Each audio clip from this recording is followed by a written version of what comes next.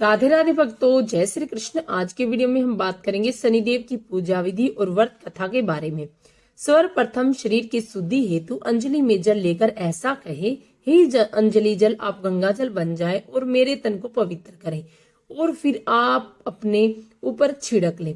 इसके बाद गणेश जी का सुमिरन करें और उन्हें प्रणाम करें। इसके बाद दाहिनी हथेली में पान, सुपारी, अक्षत यानी चावल, तिल, गंगा जल, द्रव्य और फूल, बिल्व पत्र और चंदन लेकर इस प्रकार उच्चारण करें, हे शनिदेव, मैं कलयुग वासी हूँ, पृथ्वी लोक में मेरा वास है, मेरा अमुक नगर है, अमुक मास है, अमुक पक्ष है, अमुक तिथि और अमुक नक्षत्र है।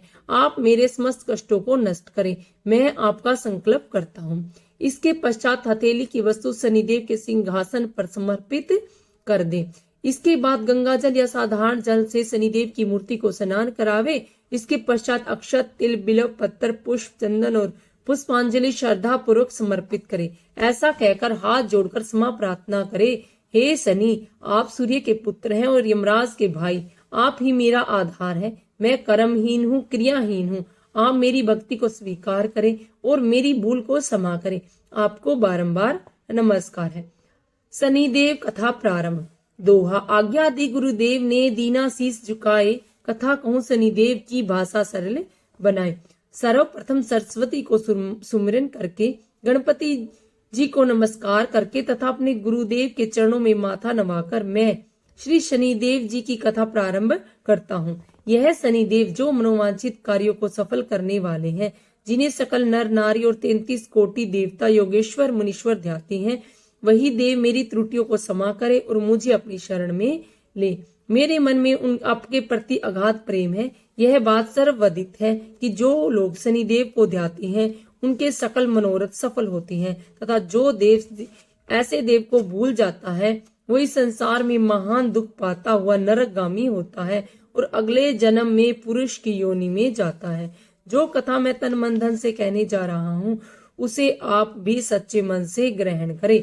एक बार संसार में चारों ओर पूजे जाने वाले नवग्रह एक स्थान पर एकत्रित हुए, परस्पर विविध प्रकार से वार्तालाप करने लगे। जब बात घूमती हुई उस स्थान पर आ पहुंची कि हम 9 ग्रहों में सबसे बड़ा और सर्वाधिक पूजनीय कौन देव है, तो प्रत्येक ग्रह देवता स्वयं को बड़ा कहने लगे। यह बात जब बहुत देर तक वाद विवाद होता रहा और कोई निर्णय नहीं हो सका, तो यह तय हुआ कि चलकर इंद्र से इसका निर्णय कराना चाहिए। अतः 9 के 9 ग्रह इंद्रदेव के समक्ष उपस्थित हुए। उन सब की बातें सुनकर इंद्रदेव भी सोच में पड़ गए, किसे छोटा कहूं और किसे बड़ा, किसकी श्रद्धा का पात्र बने और किसके कोप का भाजन। अंत में सोच समझकर निर्णय न करते हुए वह बोले, मैं अल्प बुद्धि इस बात का निर्णय करने में असमर्थ हूँ। मुझे तो आप सभी बड़े नजर आते हैं और मैं सभी का आदर सम्मान समभाव से करता हूँ। इस पर नवग्रह संतुष्ट नहीं हुए और हट करने लगे कि इसका निर्णय आपको अवश्य करना चाहिए। तब देवराज बोले कि आप लोग मृत्यु लोक में जाइए, वहां एक अत्यंत न्याय प्रिय राजा विक्रमादित्य राज्य करता है। आप उसके पास जाइए, वह अवश्य आपका कोई न कोई उचित निर्णय कर देगा। इंद्र से निराश होकर नवग्रह मृत्यु लोक में जाने को तत्पर हो गए। देवराज इंद्र ने जब उन्हें वहां से जाते देखा तो प्रसन्न होकर चैन की सांस ली। इस धर्म संकट से निकलना उनके लिए सचमुच ही कितना दुष्कर था, पर अपनी अचतुराई और अपने ऊपर आए संकट को राजा विक्रमादित्य पर टाल दिया। उज्जैन नगरी की उन दिनों सारे भारत में धाक थी। एक तो वहां राजा विक्रमादित्य के दरबार में बड़े बड़े ज्ञानवान लोगों का सम्मेलन होता रहता था, दूसरी उस न्याय प्रिय राजा के न्याय से उज्जैन नगरी का सारे भारत में डंका बजता था। स्वर्ग में जब नवग्रहों का निर्णय न हो पाया तो अपने अपने विमानों पर आरूढ़ होकर मृत्युलोक में आ पहुंचे। ठीक उस समय जब राजा विक्रमादित्य का दरबार ठसाठस भरा हुआ था। नवग्रह को इकट्ठा देखकर विक्रमादित्य अपने सिंहासन से उठ खड़े हुए और सभी देवों को सम्मान पूर्वक आसन ग्रहण करने को कहा, किंतु राजा के इस सम्मान को किसी भी ग्रह देवता ने स्वीकार नहीं किया। तब विक्रमादित्य ने प्रसन्नवाचक दृष्टि से उनकी ओर देखा तो विक्रमादित्य तो बृहस्पति देव ने आगे बढ़कर दृढ़ स्वर में कहा, हे राजन, हम यहाँ पर तब तक आसन ग्रहण नहीं करेंगे जब तक आप हमारा यह निर्णय नहीं करेंगे कि हम लोगों में सबसे बड़ा कौन है। राजा अपने ऊपर आए इस धर्म संकट को देखकर पल भर में तो घबरा गया, परंतु शीघ्र ही उसने स्वयं को संभाल लिया। अपने मन में एक युक्ति सोच ली। दरबार में छोटे छोटे आसनों की एक पंक्ति प्रवेश द्वार तक चली गई थी। राजा ने उन लोगों से कहा कि आप यहाँ पर आसन ग्रहण कीजिए, मैं सोचकर अभी अपना निर्णय करता हूँ। यह कहकर राजा अपने सिंहासन पर बैठ गया। सिंहासन के निकट ही जो आसन पड़ा था उस पर भागकर बृहस्पति जी जा बैठे। उसके अगले आसन पर सूर्य देव जा बैठे। सूर्य के निकट ही चंद्रमा और फिर इसी क्रम में बुध, मंगल, राहु, केतु इत्यादि ने भी अपना अपना आसन ग्रहण कर लिया। पंक्ति में 8वें थे भार्गव, किंतु उन्हें भी संतोष था कि उनके बाद शनिश्चर बैठेंगे। किंतु आसन प्रवेश द्वार के समीप होने के कारण और सबसे अंत में होने के कारण शनिदेव उस पर नहीं बैठे। राजा विक्रमादित्य ने सोचा था कि जो ग्रह उस अंतिम आसन पर बैठेगा वह उसको विनय और दयाशील के आधार पर दूसरा बड़ा कह देगा, पर वहां तो बात ही दूसरी हो गई। शनिदेव अति क्रोध और विकट स्वभाव के देवता हैं। जब वह नहीं बैठे तो 8 ग्रह खिलखिलाकर हंस पड़े। अपना इस प्रकार अपमान होते देखकर शनिदेव की आंखें क्रोध से लाल हो गई और बिरकुटी तन गई। क्रोध से कांपते हुए बोले, राजन, मुझसे वैर लेके तुमने अच्छा नहीं किया। क्या समझकर तुमने मुझे इस प्रकार से अपमानित करना चाहा और क्यों मुझे तले बिठाना चाहा? चांद ग्रह का प्रभाव 2.25 दिन रहता है। सूर्य, यह शुक्र और बुध का प्रभाव केवल आधा मास, सोम और मंगल 2 मास, गुरु 13 मास, राहु और केतु 18 मास रहते हैं, जबकि मैं 7.5 वर्ष तक रहता हूँ। इसीलिए हे राजन, अब तू सावधान हो जा। तूने मेरा जो अपमान किया है इसका दंड तुम्हें अवश्य मिलेगा। राजा के कुछ दिन तो आराम से बीते, लेकिन शीघ्र ही शनिदेव की कोप दृष्टि फिरी और राजा पर 7.5 आ गई। उन्हीं दिनों एक व्यापारी कुछ घोड़े बेचने के लिए उज्जैन नगरी में आया। सुंदर सुंदर घोड़े देखकर राजा का जी ललचा गया। राजा ने उन्हें खरीदने का आदेश दिया। घोड़ों में एक घोड़ा भंवर नाम का था। राजा उस पर चढ़कर देखने लगे। कुछ देर तक तो घोड़ा राजा के लिए वहीं घूमता रहा, लेकिन फिर सहसा भाग खड़ा हुआ। राजा को बड़ा अचंभा हुआ। घोड़ा एक भयानक जंगल में राजा को पटक कर अंतर्ध्यान हो गया। राजा अकेले उस वीरान जंगल में भटकने लगा। साय के समय जब उसे प्यास लगी तो साने लगी तो वह जोर जोर से चीखने लगा। इधर एक पगडंडी से एक ग्वाला अपने गांव की ओर जा रहा था। वह राजा की आवाज सुनकर रुक गया। राजा उसके पास गया। ग्वाले ने उसकी व्यथा जानकर उसे निकट की नदी से पर ले जाकर पानी पिलाया। पानी पीने के बाद वह स्वस्थ हो गया और प्रसन्न होकर उसने ग्वालों को अपने हाथ की एक अंगूठी उतार कर दे दी और उससे कहा कि मैं उज्जैन नगरी का रहने वाला हूँ, यहाँ रास्ता भटक गया हूँ, तुम मुझे रास्ता दिखाओ। तब ग्वाला उसे अपने साथ गांव ले आया। वहां एक मिष्ठान की दुकान पर राजा ने मिठाई खा पीकर भूख मिटाई और दुकानदार को भी एक अंगूठी उतार कर दी। दुकानदार के पूछने पर उसने उसे भी यही कहा कि वह उज्जैन नगरी का रहने वाला है और उसका नाम विक्रमादित्य है। फिर वह दुकान के बंद होने तक वहीं बैठा दुकानदार से बातें करता रहा। उस दिन दुकानदार की बिक्री बहुत हो गई। उसने सोचा, यह भाग्यवान पुरुष है जो इसके आने से आज मेरी इतनी बिक्री हुई है। इसीलिए रात होने तक वह उससे बोला कि वह उसके साथ उसके घर चले और साथ ही भोजन भी करे। राजा मान गया। जब वह दोनों घर पहुंचे तो दुकानदार की पत्नी ने उनका बड़ा स्वागत सत्कार किया और अतिथि के लिए विशेष रूप से भोजन तैयार किया। भोजन करते समय एक अद्भुत घटना घटी। जहां राजा भोजन कर रहा था वहां सामने की दीवार पर सोने का एक सतलड़ा हार टंगा हुआ था। उसके पीछे एक चित्र था। सहसा ही वह हार वहां से अदृश्य हो गया। दुकानदार के यहाँ एक बांदी थी।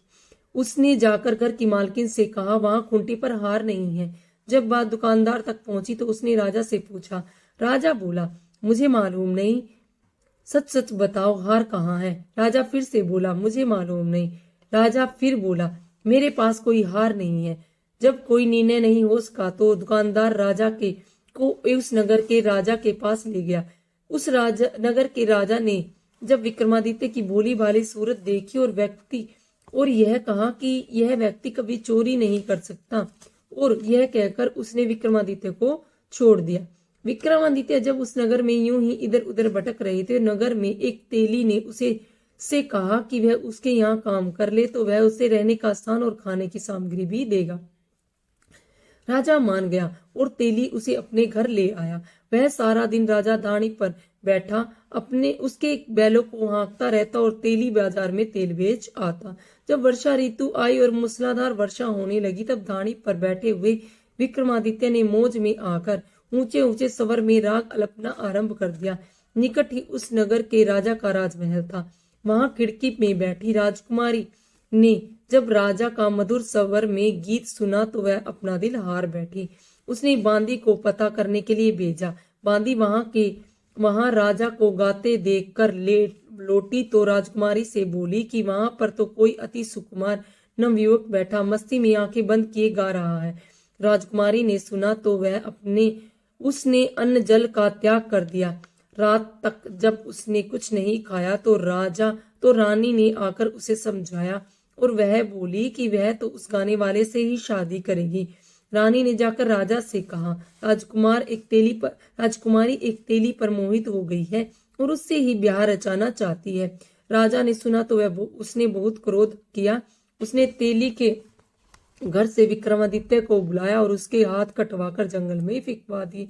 यह बात जब राजकुमारी को पता चली तो वह और भी अपनी बात पर दृढ़ हो गई और बोली कि मैंने तो उसी को वर लिया है, वह चाहे कैसा भी हो, मैं उसी से विवाह करूंगी। बेटी की हट देखकर लाचार हो राजा ने दोबारा विक्रमादित्य को नगर में बुलाया और उससे राजकुमारी का मामूली ढंग से पाणी ग्रह कराया। एक साधारण से मकान में दोनों को बसा दिया। दोनों वहीं रहने लगे। एक दिन जब विक्रमादित्य सोया हुआ था तो स्वप्न में शनिदेव नजर आए। विक्रमादित्य ने उनके सामने नमस्कार किया और क्षमा याचना की। शनिदेव ने उसे आशीर्वाद दिया और बोले, जब अब तुम्हारी 7.5 यानी 7 वर्ष खत्म हो गए हैं। राजा बोला, मुझसे जो गलती हुई उसके लिए मुझे क्षमा कीजिए। शनिदेव ने मुस्कुराकर उसे आशीर्वाद दिया और राजा के दोनों बाजू निकल आए। राजा ने अपनी पत्नी को यानी राजकुमारी को रात को जगाया नहीं। वह रात में उसके गले में अपनी बाहें डालकर सो गया। सुबह राजकुमारी की आंखें खुली तो उसने गर्दन में बाहें पड़ी देखी से चौंक कर उठ बैठी। लेकिन शीघ्र ही विक्रमादित्य ने जागकर उसको सारी बातों से अवगत करा दिया। जब वहां के राजा को यह बात मालूम हुई तो वह भागा भागा आया और अपंग को फिर से स्वस्थ देखकर चकित रह गया। उसने भी विक्रमादित्य से यही कहा कि यह सब शनिदेव की कृपा का फल है और विक्रमादित्य ने अपना वास्तविक परिचय भी उस राजा को दिया और सारा किस्सा विस्तार से सुनाया। सुनते ही राजा विक्रमादित्य के चरणों में गिर गया और क्षमा याचना करने लगा। बस यह खबर शीघ्र ही सारे नगर में फैल गई। दुकानदार को जब यह खबर मिली तो वह भागा भागा आया और विक्रमादित्य के पांव पर लेटने लगा। विक्रमादित्य ने उसे उठाकर आसन पर बिठाया और कहा, तुम घर जाकर उसी खुंटी पर देखो तो हाथ टंगा मिलेगा। और सच ही दुकानदार ने देखा तो हाथ टंगा पाया। नौकरानियों के साथ लश्कर समेत विक्रमादित्य को विदा किया। राजा विक्रमादित्य जब राजकुमारी को लेकर अपनी नगरी उज्जैन में लश्कर समेत पहुंचा तो सारी नगरी में उत्साह छा गया। उस अपने राजमहल में प्रवेश करने से पूर्व विक्रमादित्य ने नवग्रहों की पूजा की और शनिदेव को सर्वोच्च स्थान दिया।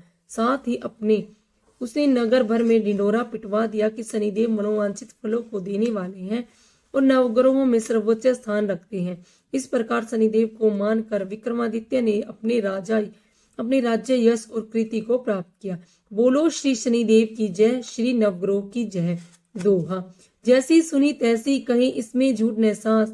विक्रम भूप इतिहास को सजनों देखो बात, सुने सुनावे शनि कथा, गावे जो चितलाए। सत्य वचन है संत का, बाको संकट जाए। 7.5 हटाने के लिए शनिदेव से की गई प्रार्थना।